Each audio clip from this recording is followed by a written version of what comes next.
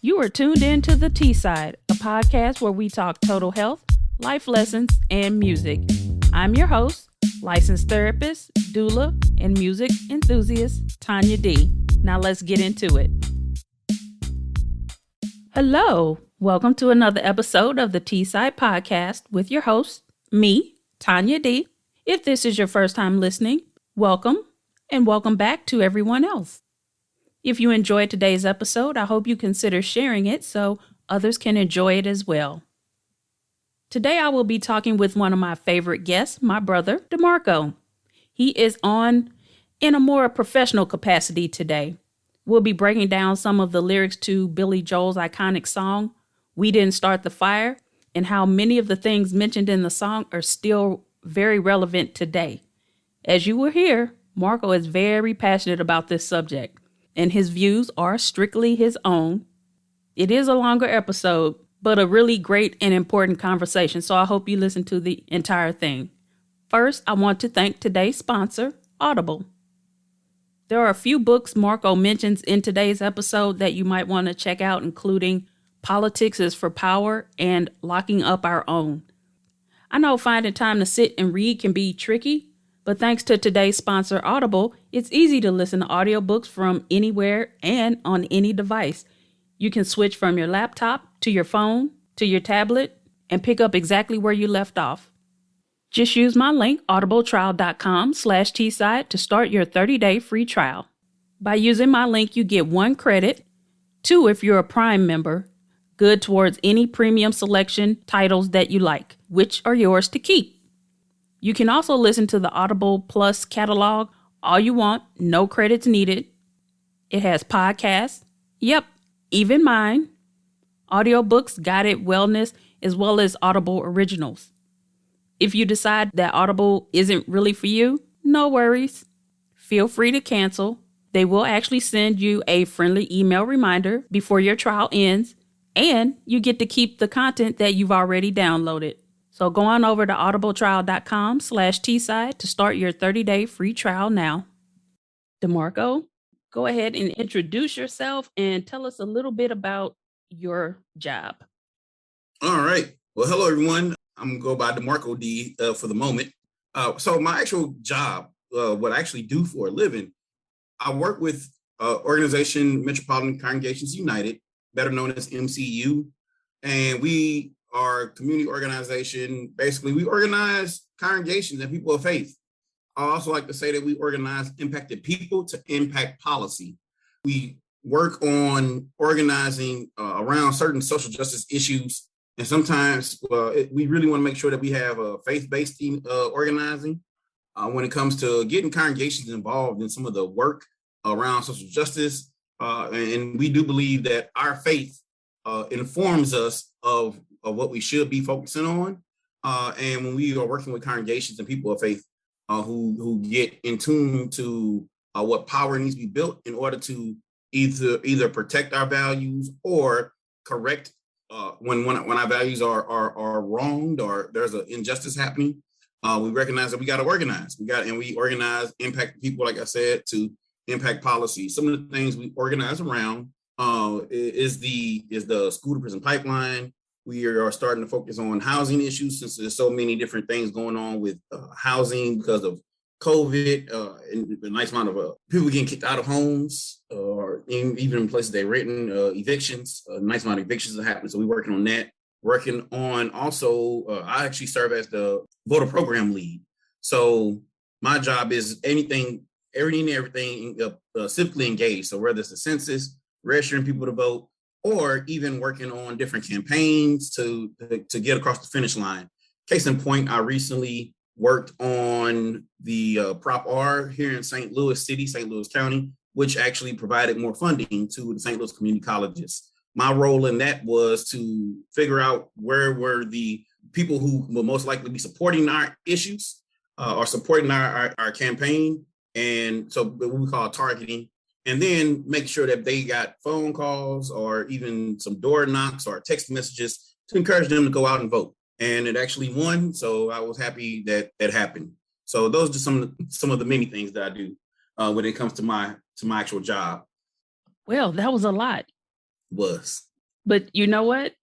I like it. You're always doing something. You're always involved. And speaking of politics, one of the other things which actually got me a little more involved in politics is when DeMarco ran for Congress in 2018, I believe it Yep, was. 2017, 2018. Yeah, 2020 threw me off. I don't remember any dates anymore. So he ran actually for the first congressional district here in St. Louis against Lacey Clay, who's been the incumbent for 18 years at the time, and then 20 when he finally got unseated. And I was in the same race with Cori Bush. Yeah, so he ran against Cori Bush and Lacey Clay, and Lacey Clay won. Then Cori Bush ran again, and she won. So finally, because actually Lacey Clay's father was actually in the seat before him. I think it come up to 20 some years as well. Yeah, so close to it. Actually, that time in 2018, that was a very pivotal year for St. Louis because Wesley Bell finally unseated the prosecuting attorney here, who had been in office for how long? Oh, he was besides too long, almost 20 years as well. So yeah, that's one thing. So when I actually was in the race in 2017, 2018, I actually pulled out of the race mainly for a couple of reasons, but the main reason was I saw how divided St. Louis had become after the debacle of the mayoral race in St. Louis City. There are some people who unfortunately just divided the votes. And we'll discuss that in a second. But I saw how impactful that was, negatively impactful. And I recognized that Cori Bush actually did have way more media presence. Although I had more individual donors than her or Lacey Clay, I recognized that I realized I was going to need at least 75,000 votes to win. At least that's what I had planned on it, and it actually ended up being like needing probably closer to 80,000 votes. But I realized that in order for me to go from what I felt like I had about 20 to 30,000 secure votes, to go from 30,000 to 75, 80,000 with less than a month, I thought that would be pretty challenging. And I didn't want to pull out the race, but I knew it was going to be best for St. Louis. And I want to make sure that Cori Bush had a clear shot, and also to show that there were people who understood what needed to be done in the bigger picture. And I had planned on recuperating, because I also was finishing seminary and doing so many other things. I was planning on taking a break, but then Wesley Bell actually reached out to me and said that he literally said, like, hey, we can't have you sitting on the sideline. We need you in the game. So he actually asked me to be his deputy campaign manager. And I was more than happy to do whatever I could to get rid of Bob McCullough. Yes. So for personal reasons, for many reasons, but definitely personal. So I served as Wesley Bell's prosecuting attorney now, Wesley Bell, the deputy campaign manager. Right. Way back on the first episode Marco recorded with me, I remember saying, yeah, Marco can get deep on you sometimes. So yes. Yeah. Oh yeah. We're going deep today.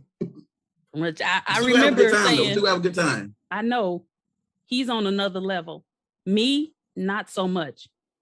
I remember going to Jefferson City in grad school for what they call lobby day, where you go and meet with the different people in the House and the Senate to lobby whatever it is you're advocating for. And for me at the time, because I'm a social worker, it was more pay or better pay, equal pay for social workers. Because out of the female-led professions like teachers, nurses, social workers get significantly less than teachers and nurses. So I went there, and pretty much I remember getting back on the bus and I had a massive migraine. And I remember everybody saying, oh, wow, you did great. And I remember saying, before I closed my eyes and tried to make myself go to sleep, was, I don't see how people do this every day. I can't. I was so drained. I was emotionally drained, mentally drained, physically drained. I'm like, I cannot, because the people there basically wanted to tell you why you were wrong. And I was like, no, because I've always been the person I can be objective. I can keep my personal opinions and feelings separate from what's going on. I can listen to what you're saying and I can have a conversation. But when the other person is not willing to have a conversation, it makes no sense to me. I remember I was kind of like an informal campaign manager when DeMarco ran for Congress. That was interesting. Learning as I went, which I think was part of the issue with the campaign. It was very grassroots, but I remember talking to these seasoned grassroots and weeds. It was okay though. We made it work though. We made it work. We made it work. You did. Yeah. I remember telling Marco, look, don't put me on the front line. First of all, my facial expressions will speak for itself. Second of all, I have a zero tolerance for bullshit. It will not go over well. Don't ever put me up front to speak. But I remember talking to different politicians. We would go to these, community meetings and the different candidates would get up and talk. And I remember one guy asking me, why is DeMarco running for Congress? I said, why wouldn't he? And he said, because he hasn't run for anything before. He should start local, maybe serve on a school board or something first and then try running for office. And I said, okay, why would he do that? First of all, he's already been in the community.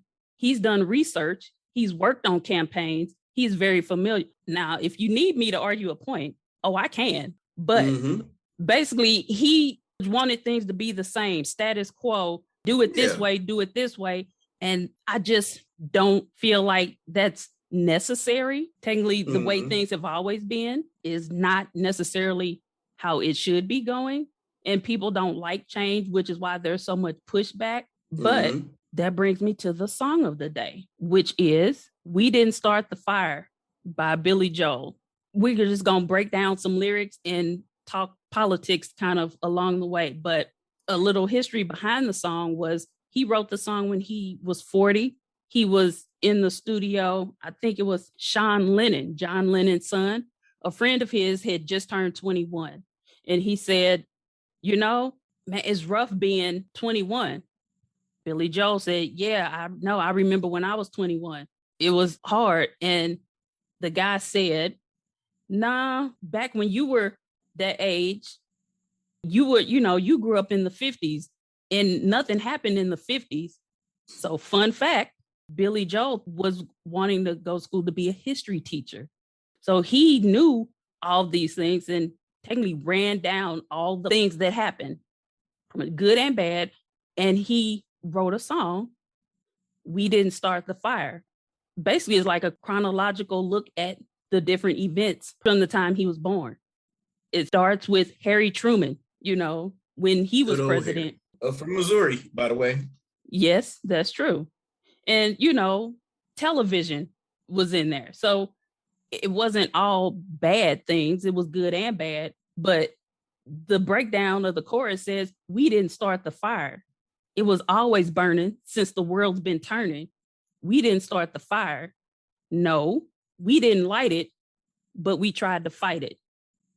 So if you go through the lyrics, you'll see there's a common theme in a lot of them.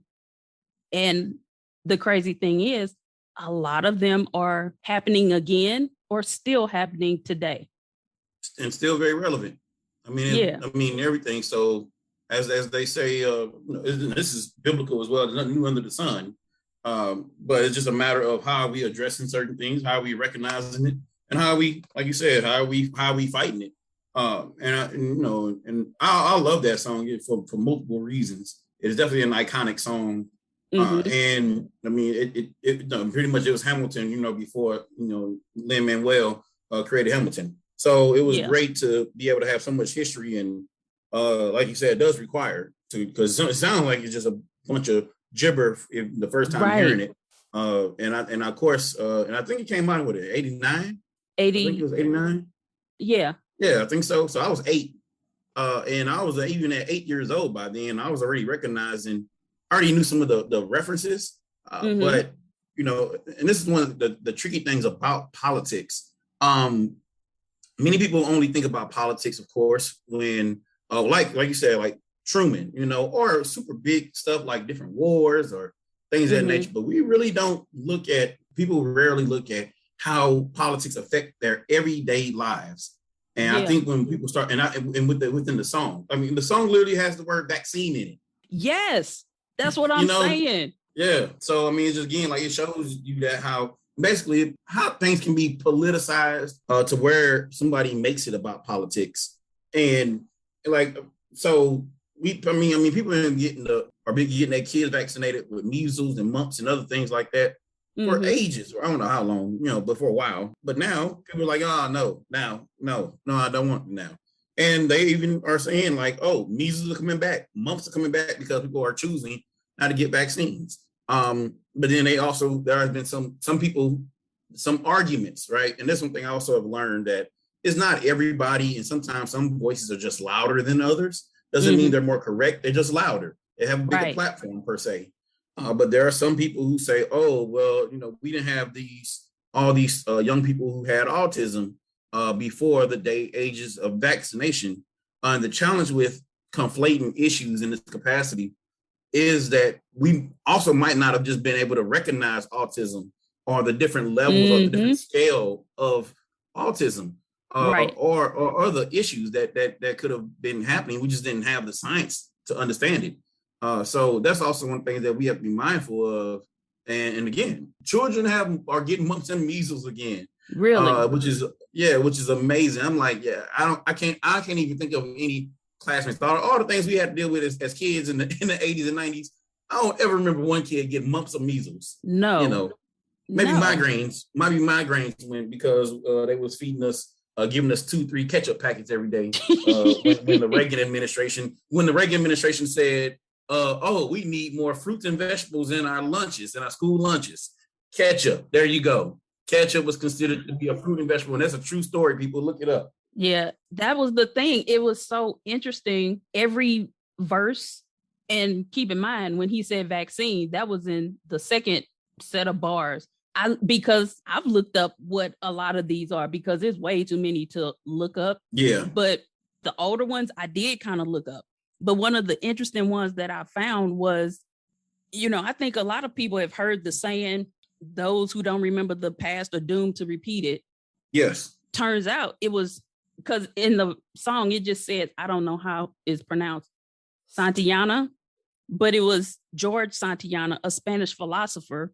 He wrote in one of his writings, the writing was called The Life of Reason, 1905. But he said, those who cannot remember the past are condemned to repeat it. That's where it initially came from. And, Winston Churchill has said it. Even in the song, he's saying, if you don't know, you will repeat it. And again, they talked about vaccines. He talked about birth control. He talked about Bernie Goetz, which some say is what started the conversation about race back in the 80s in New York. Because Bernard Goetz, he shot 4 Black men on the subway back in 1984. And basically it was, the guys one of them came up and asked for, I think maybe some money, basically where this guy lived. He was like an engineer. So technically he had money, pretty much his apartment. He had been robbed a couple of times. So without a permit, he started carrying a gun. One of the guys came up and asked him for some money, not give me all your money. He just asked for some money, like people do all the time now. Hey, you got some spare change, you got a couple dollars. It seems like it was something like that. Basically what happened, the guy pulls out his gun and shoots him. Wow. And it was like December 22nd.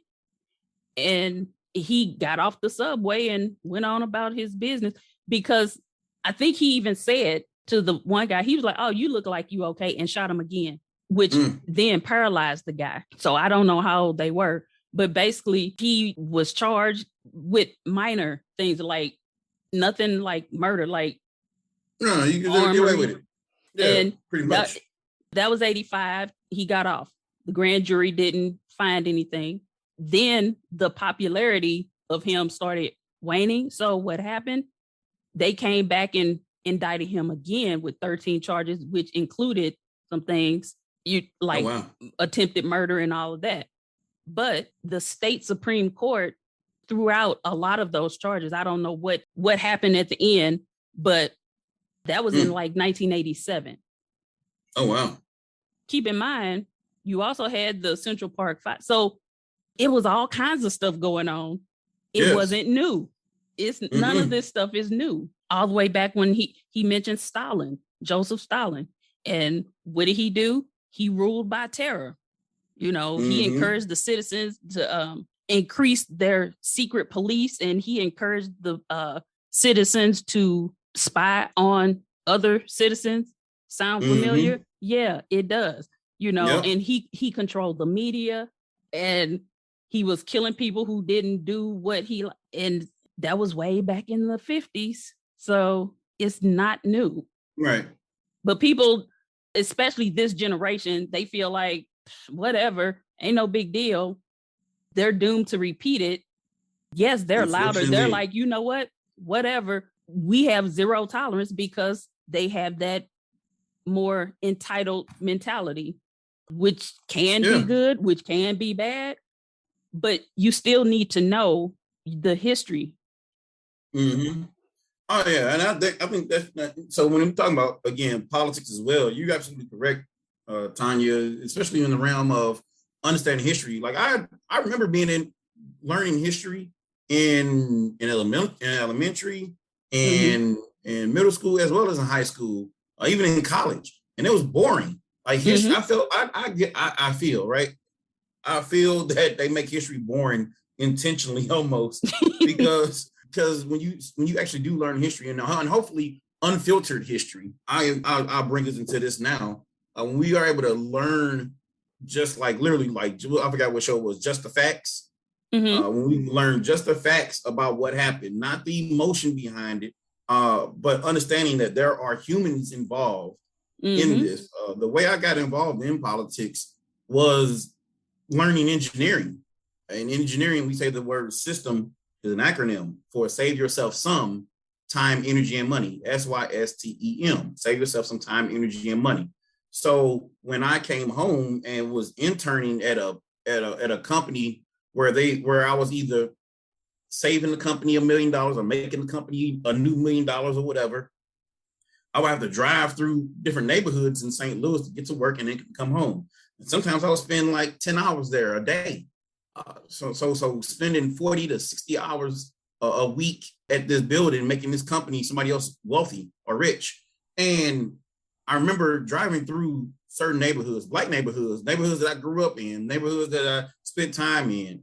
And I started asking myself, who is saving time, energy, and money with this current education system, legal system, healthcare system, insurance system, police system? And I realized it sure wasn't us. It was not the people who were living in these communities. It wasn't my family, wasn't my friends. And I just started asking, okay, I need to find out who is in control of these systems.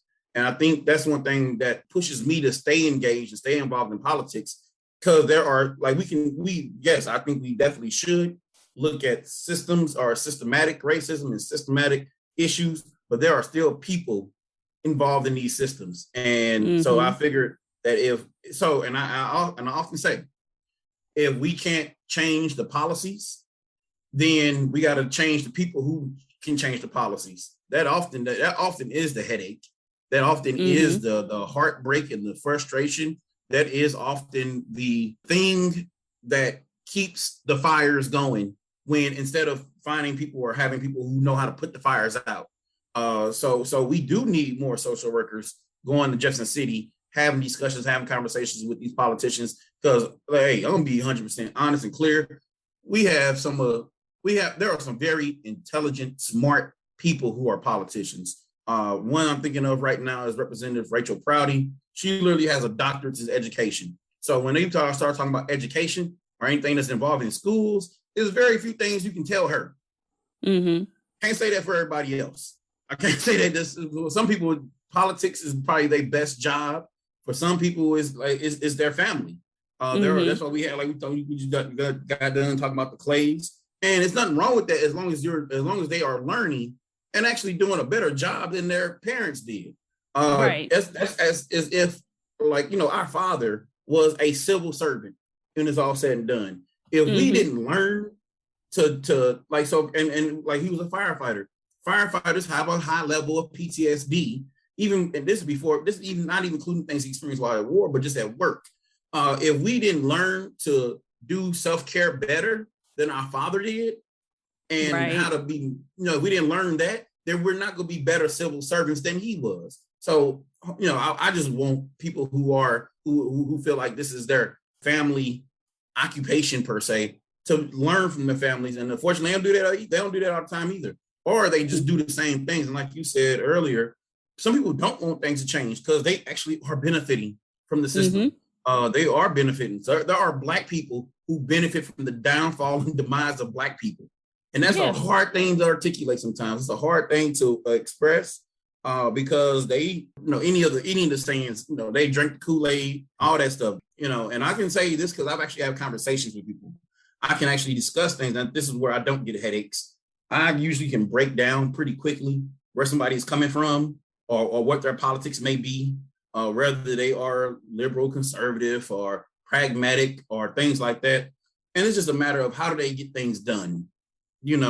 I think it was Harold Laswell, who's been known. He has some clout up there.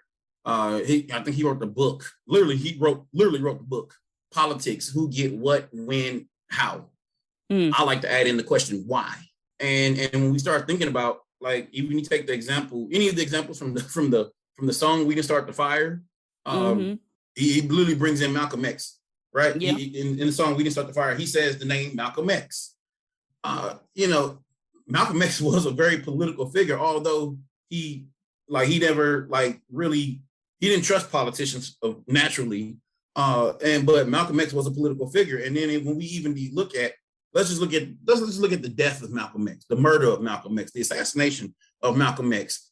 There's been claims and people suggest that it was other people who were not directly tied to the Nation of Islam anymore, or they were a little more radical and all that. But when we look and we see and we learn more that they were still back, they were supported, they were had support of the FBI and the CIA.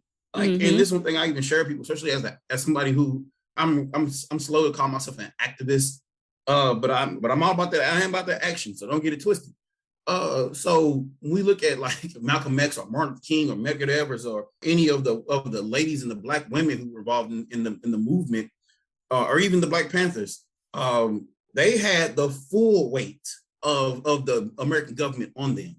Yeah. And that full weight of the American government put so much pressure, not just on these individual leaders, but also these organizations, to where they just couldn't manage. So, so again, we didn't start this fire. We didn't start this. And whenever there's been some political gain by a massive amount of Black people, we normally see a blow. We normally see something that a backlash. Oh, yeah. And it's interesting in the song, Billy Joel says, Pope, Paul, Malcolm X, British politician, sex, JFK blown away. What else do I have to say? Right. Again, and we look at the different people that were about advancing the political realm for access for more people to be able to work, even with the line foreign debts, homeless vets, AIDS, crack. Like, again, I'm not even gonna start on the crack epidemic. That's a whole nother story. But because he does mention Reagan in here also. So right, that's a whole issue. But it's a whole issue. I just gotta say this real fast, y'all. The ability, the process to cook crack. Okay, I didn't learn how to do that until I got to college. All right, that is actually like it's a way to extract the certain that's right from something else. My fault. You went to school for chemistry. My bad. Yes, I have a minor in chemistry, right? I have a minor in chemistry. So this was not high school. This was not middle school. Okay, so the process in order how to cook crack requires somewhat of a college education. Now, some way, somehow, that education got passed down and spread out throughout the hood. Listen, y'all, this is how I know certain things are set up, right? Like, ain't no way that young Black kids who barely left their neighborhoods during the crack era ever learned how to do that process. like unless somebody went to college. Okay, so it just lets me know. And then we then go again, like the war on drugs, all that stuff was there's so many books that explain how it was all racist and all that stuff too, and how people who got caught with crack rocks got more time than people who had way more powder substance, all that stuff, y'all. So please, y'all, do the research and just know that we are often being played. And unfortunately, again, even one of my favorite books is Locking Up Our Own, which basically was a book about how Black communities said, yes, please lock up these drug dealers. Yes, they are our sons. They are our nephews. They are our children. Please lock them up. And they came from churches, from clergy, from mothers and fathers, because the crack was so depressing and oppressive. You know, we just have to be mindful. So again, we ain't got to drink all the Kool-Aid. We got to put the Kool-Aid down. Yeah. Especially and leave the sugar alone too. Yeah. And it was interesting because, to be honest, it's all about money and power. Yes. And that's technically what the country was founded on. But he's talking about payola. And I know what payola is. I wanted to know what it meant in reference to this song. So I looked that up. And it was interesting because basically it was the DJs getting paid to play records and things like that. So it said that the hearing started back in February 1960 about the pay to play in radio. And it was a DJ out of Boston named Stan Richard who testified saying that basically that just seems to be the American way of life. And he said that it's primarily built on romance. I'll do for you. What will you do for me? And according to history.com, which is where I looked it up, that statement right there prompted President Eisenhower, of all people, to weigh in and condemn the practice. Like, okay, well, wait a minute. But he's like, that's American as apple pie. What? That's what everybody does. And technically that's true. People do it now. People get paid. And I'm still trying to figure out, that's going to be a whole different thought process on my own, because I've wondered before, how are we legalizing the lobbying? Like that, how is that okay? Yeah. It's not. But it's anyway. Not. It shouldn't be. I'll tell you how and why. Unfortunately, I mean, again, this is part of politics, though. So in 2016, 2017, there were many Missourians who actually got together and organized. And we organized in the realm of collecting signatures for a ballot initiative, which was called Clean Missouri at the time. Clean Missouri had multiple aspects to it. Long story short, it was to limit the amount that a lobbyist could spend per day on a politician. And we actually collected signatures. People across Missouri said, yes, we want this, and voted yes on it. And what the limit was, you can't spend no more than $5 a day on a politician. So you want to influence them because people were, and this is something that even Republicans and Democrats in Missouri were saying they did not like, because there were whether it's a utility company or a big pharmaceutical company, something like that, would come to Jefferson City. And let me just say this real quick. Our politicians don't make that much money. I actually make more money than I think a state senator right now. And I'm a community organizer and I don't get paid that much, right? Like you're a social worker. You probably get paid more than a state senator right now. Yeah, because I used to work for the state. I got the blue book because the state employees, their salary is listed in what they call the blue book, which is a blue cover. Yeah, and often they have to have a main residence where they live, and then they also have a residency wherever the capital is. So I mean, it's a lot of different things, and they do get up like per diem. The difference is they have access to change policies, which is the difference. That is a lot of power. So therefore, if we have politicians who are trying to figure out how to balance two households, often also balance an office with employees, making sure they still for getting with constituents and all those different factors, and then somebody say, "Hey, we got this steak dinner for you." Like, yes, like, what are we talking about tonight? Like, what are we listening to? Right? And there were people who had shared testimony. There were political or elected officials who said yes, they would send a party bus for us. They would give us a certain amount of drinks on the bus. We would get off the bus and have at least $100 steak dinner, and then they would do other things as well. And this was happening at least 2 nights out the week. Mm-hmm. So it definitely was a problem. We actually, but unfortunately, after it passed, we recently, just in 2020, we had some other legislators who came Mm-hmm. and undid a nice amount of the work, and that was very frustrating. It is very irritating, and it is sometimes it does make me feel like I want to just give up and or just start bringing back duels on the front lawn of the Capitol, where, like, for those who haven't seen Hamilton, people, they actually did some duels, reenacted certain duels that played out in history. So I was like, yeah, because this is ridiculous. Like, and I even recognized that. I was like, yeah, I still might have a little too much, I don't want to say street in me, but maybe just, I don't know, just some things like my sister said, like, it's just frustrating. It's challenging because there are certain people, certain politicians who definitely find themselves in positions of power and find themselves in positions of influence, and unfortunately allow their self-interest to be more selfish than more of a communal self-interest. Yep. It's just frustrating because, to me, I'm registered as a Democrat. I don't consider myself a Democrat, though. No, I we feel got no like I'm choice. more of an independent. I don't like labels. Oh, you're a Republican, you're a progressive, you're a Democrat, you're independent.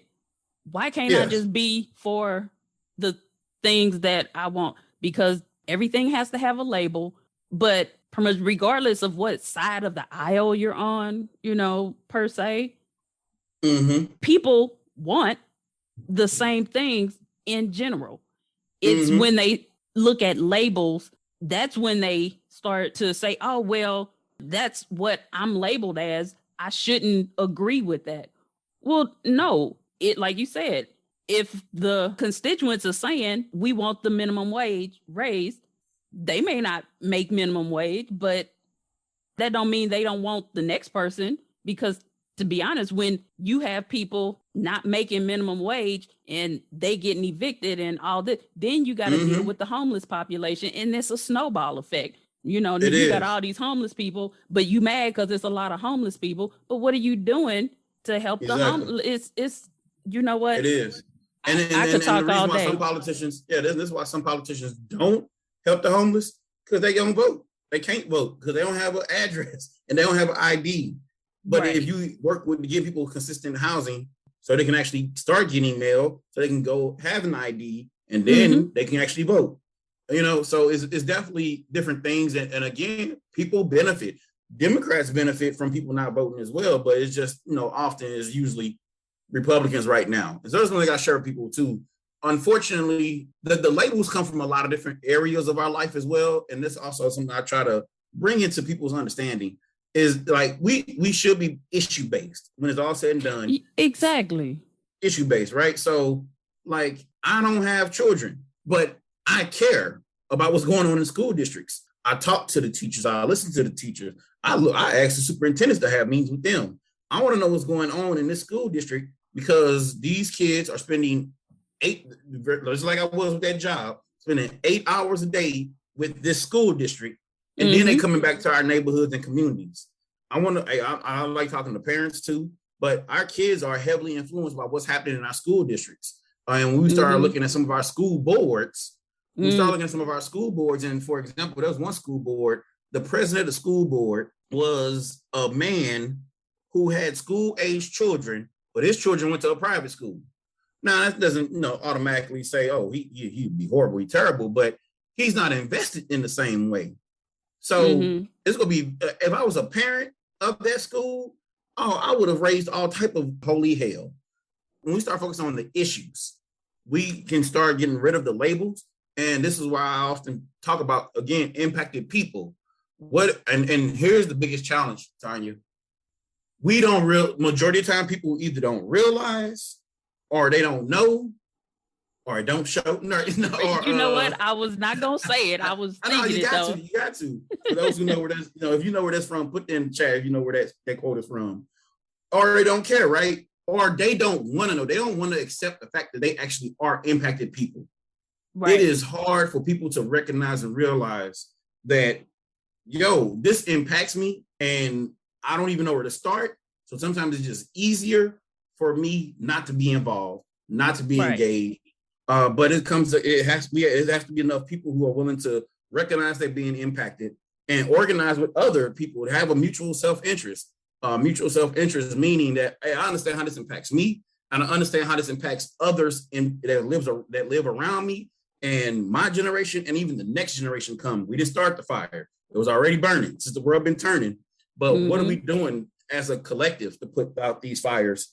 So that's the part where we have to work together. And this will be my last statement. Especially since I work with congregations, and I encourage people to politicize their righteous anger.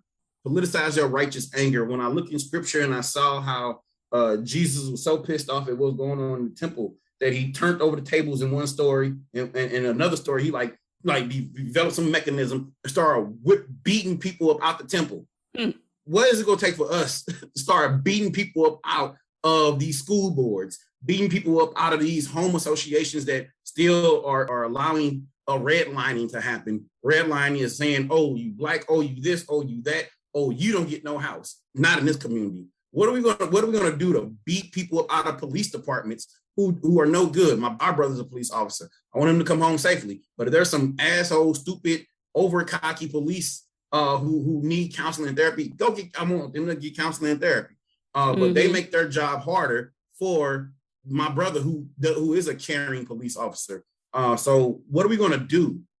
So politicize your righteous anger. We have a right to be angry. And to me, this is another reason why I love politics. I can tell a politician that, like, yo, what you're doing impacts me. What you're doing affects my family. What you're doing, for example, we saw a bunch of politicians saying no to Medicaid expansion, but the money that the Medicaid expansion would have brought into Missouri would have actually saved some of the rural hospitals. And since the rural hospitals were not saved, then people from the rural areas got to come to St. Louis or Kansas City or Springfield or Columbia to come to their hospitals when dealing with COVID. And now our hospitals are full of people from the rural areas because they don't have hospitals themselves.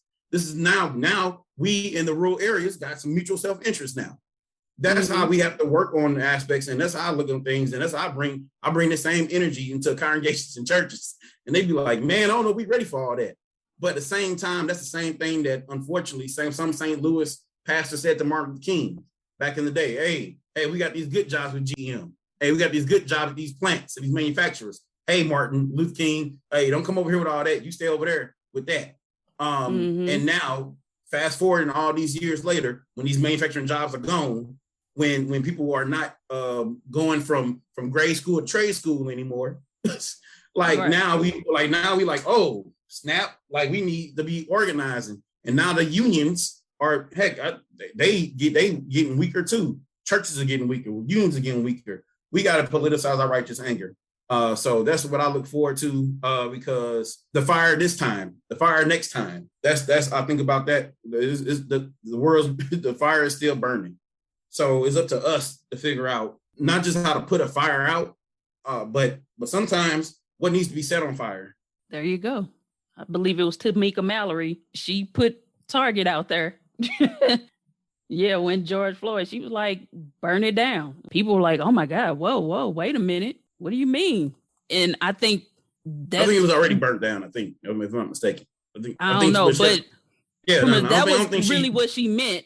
But what she's basically saying is we cannot get distracted by the value of a business that has insurance over the death of a human being, of a father, of somebody who still had potential in any capacity of life. We cannot equate the value. So if that's what we have to do to get somebody's attention, you better hope we only burn down the Target. I don't think those weren't her exact words, but I'm just putting more context around it. It was more so the meaning of what she was saying. Yes. Yeah. So.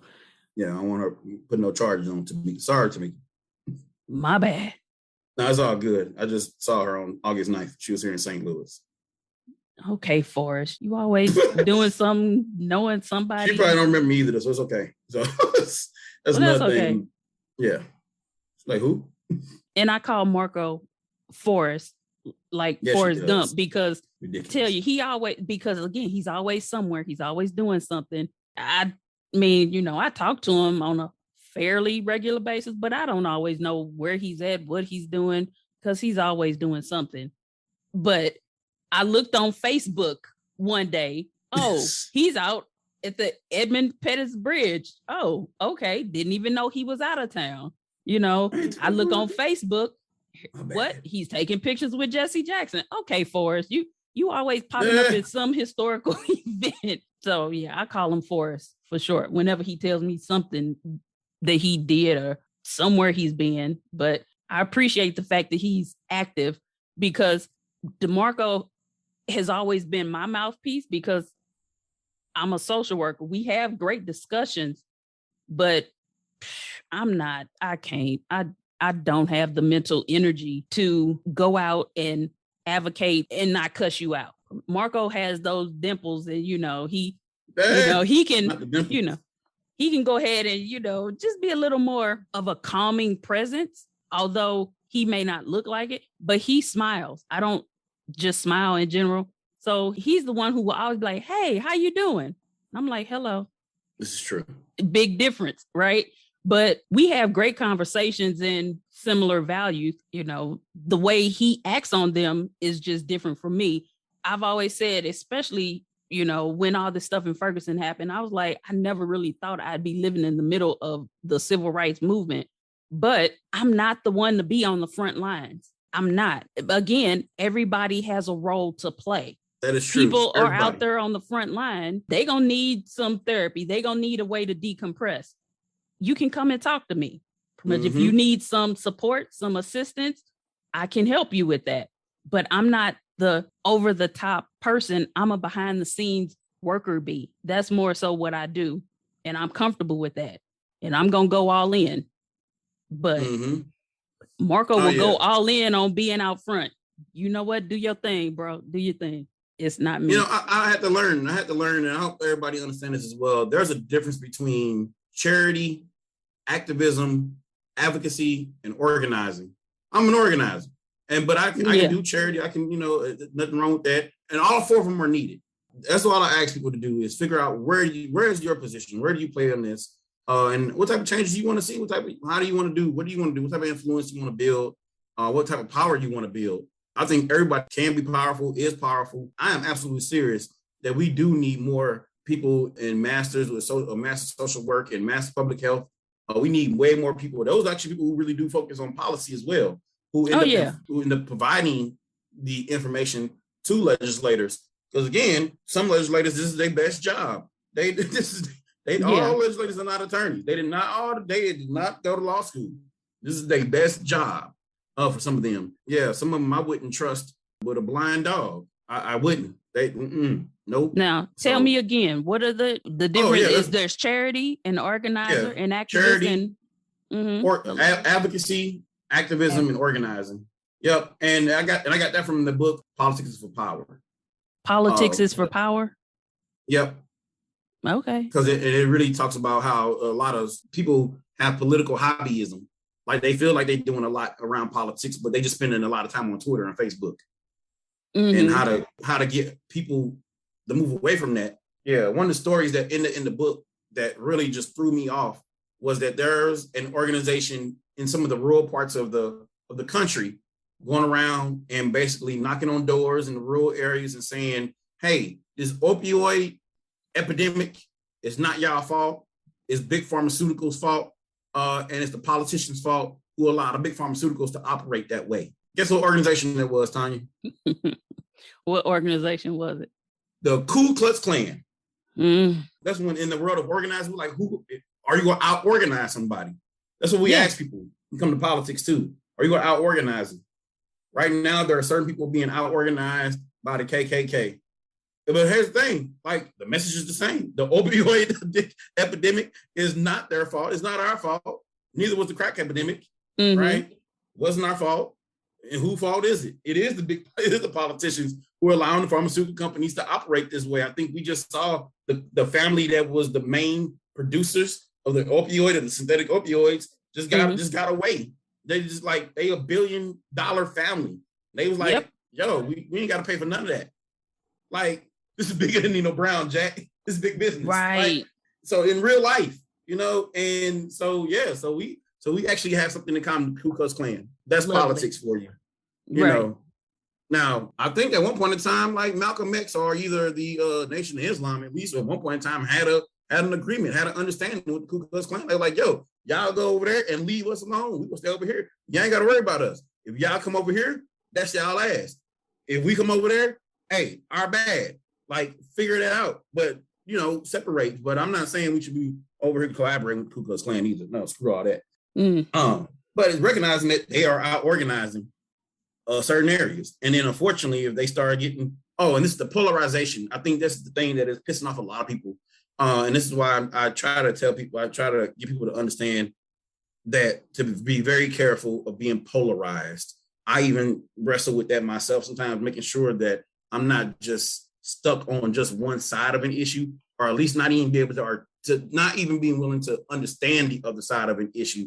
And recognize that there's more than just one or two sides. Don't get stuck in binaries. That's why I don't like labels either. I serve on the Missouri Democratic Executive Committee, the Missouri Democratic Party, and I let them know, don't get me. I'm not gonna be all super gung ho about Democrats unless I see some more action. But then also I say, what can I do to bring about the changes I want to see in the world? That's, you know, and that's what I bring to being on the executive committee.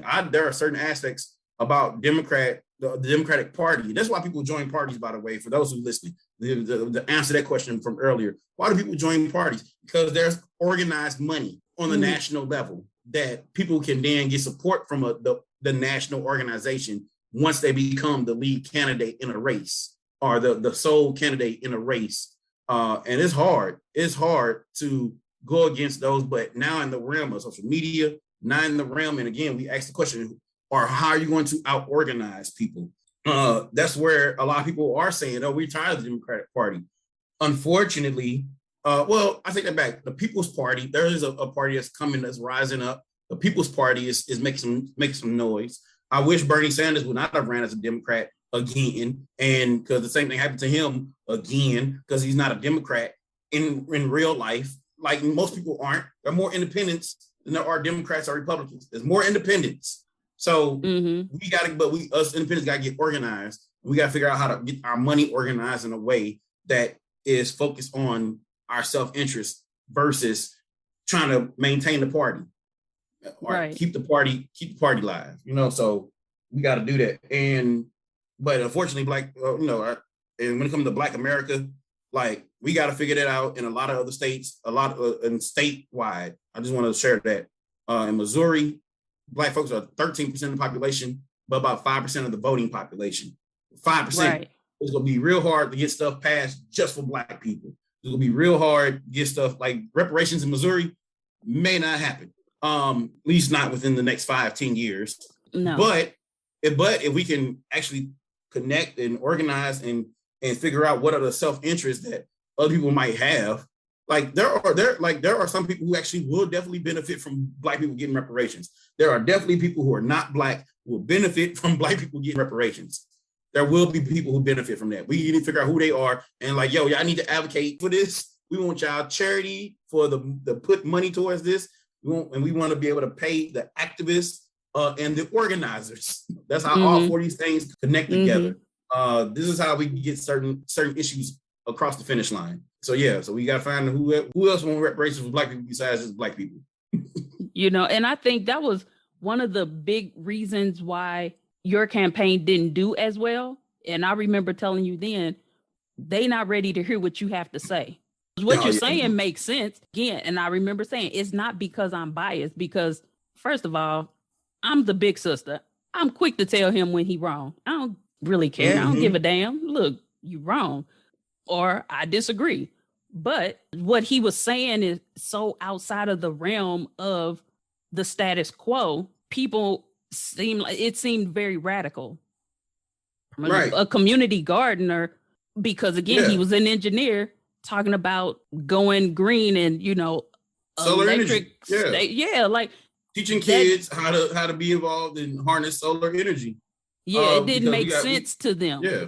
because they didn't understand it. And so although he didn't win, I think it was very helpful because he did a lot of education. Mm-hmm. And I really like that. Somebody had a private dinner, like just a couple of his friends, and they invited a couple of people over, and he talked about his campaign. And he started by doing the quiz. Like, you know, they have a lot of them now. It's very popular, the little online quizzes because of COVID, but it was a game and he made it fun. What is gentrification? People had no idea what it was. So basically he'd be able to go and talk about gentrification through, you know, just playing this game. And it was fun.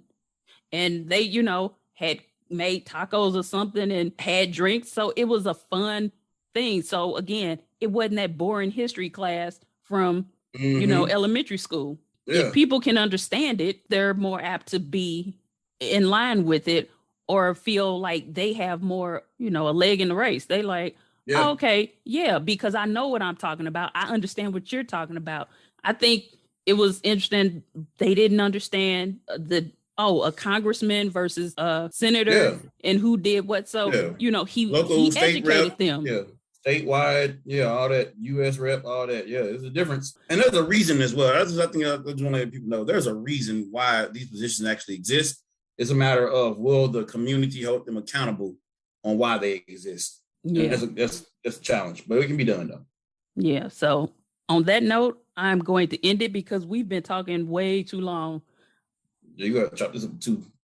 Yeah. Again, we didn't start the fire. We tried to fight it. But what are you doing to fight it? Are you just talking? Or are you attending these community meetings?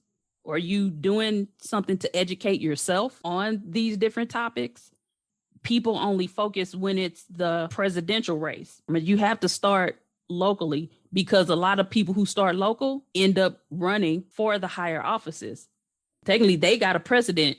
If they started out one way, they probably not going to change. If they started out not being involved in the community, probably you won't really see them being involved. Cori Bush was active during Ferguson. She was active in the St. Louis community. So when she got to Congress, she's still advocating for the people. So it's not like, oh, she's doing something new. She's different. She's trying to get on board with so-and-so. No, that's just how she is. That's what she does.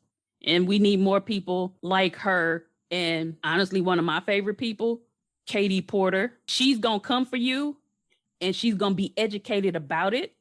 And you're not going to be able to say anything. Problem is the people we have in Congress now aren't pushing the envelope or holding the people accountable. They know it's wrong. They'll say it's wrong and say we need to do something about it, but they don't. And that is where I have the biggest issue. Then get the fuck out. Yep. I mean, do something or not, but allow people to come in instead of trying to retain your power and not do anything about it. But anyway, see, politics gets me upset. I can't talk about it that long. That's why I let Marco do all the talking because he's well versed in it. That's what he does. So. And we need you to politicize your righteous anger too, Tawnya. Politicize your righteous anger. You don't do nothing else. You don't take nothing else away from this stuff. Politicize your righteous anger. Yes. So. Go ahead. If you have questions for DeMarco about politics, please let me know. I'm sure he'd be more than happy to answer them for you. He might get long-winded. I might have to break it down for you, but he'd be more than happy to explain some things to you, talk about some things with you. If you disagree, if you agree, let us know. Go ahead and send me an email, leave me a comment. You know, head on over to the thetsidepodcast.com. You can even leave a voicemail. I want to hear from you all too, because you all have a say in everything that's going on in the world, because you have the whole issue in Afghanistan. So it's not just the states. It's not just local. It's global. It's affecting everybody. So everybody has a say. Agree or disagree. I want to hear from you. So I'm going to keep trying to fight the fire. And until next time. Thank you for listening to the T-Side Podcast. Be sure to follow me on your favorite listening platform so you get notified when new episodes come out. You can also connect with me on social media at T_side podcast on Instagram and Twitter, as well as on Facebook at the T-Side Podcast. You can also head over to the website, thetsidepodcast.com, where you can leave a comment, send me an email, or even a voicemail. I look forward to hearing from you.